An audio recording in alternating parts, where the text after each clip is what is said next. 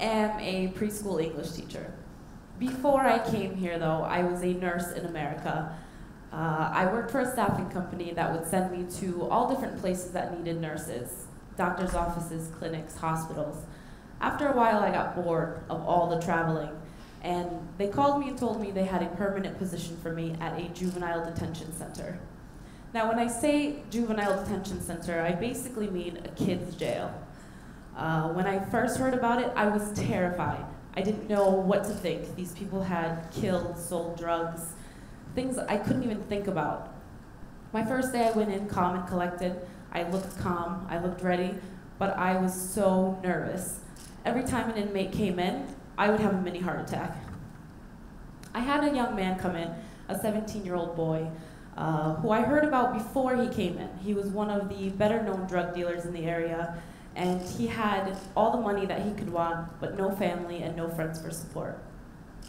Every day around 6 o'clock, he'd come to my office just to get out of his cell. He would ask for a Band-Aid, a cough drop, a cotton swab, anything.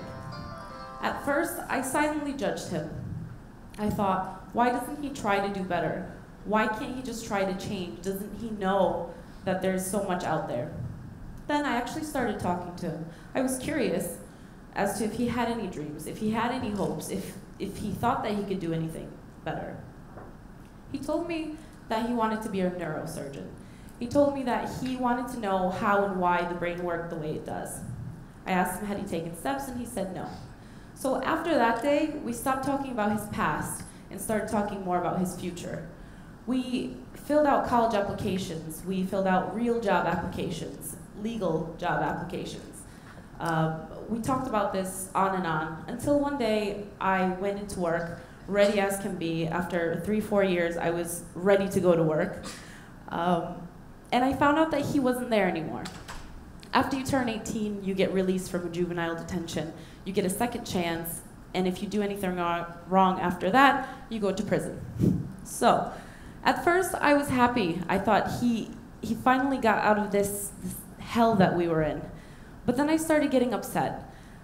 I didn't understand why they let him go into a world where he had no experience in. I didn't understand why they let him go without taking steps to help him do better.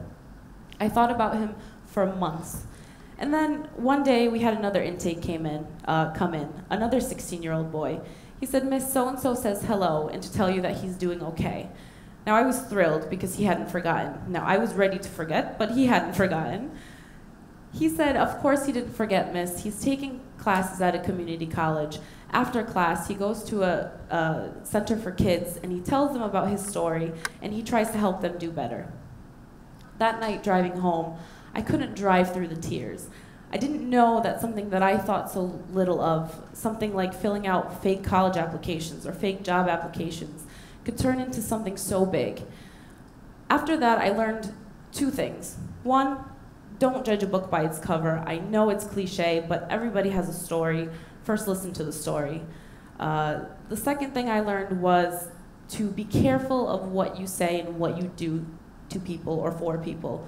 You never know if the littlest thing you do can have a huge impact on their lives and yours as well. It's not hard to help somebody or hurt somebody. One hug, one conversation, one glimpse can be the changing point in anyone's life. Thank you.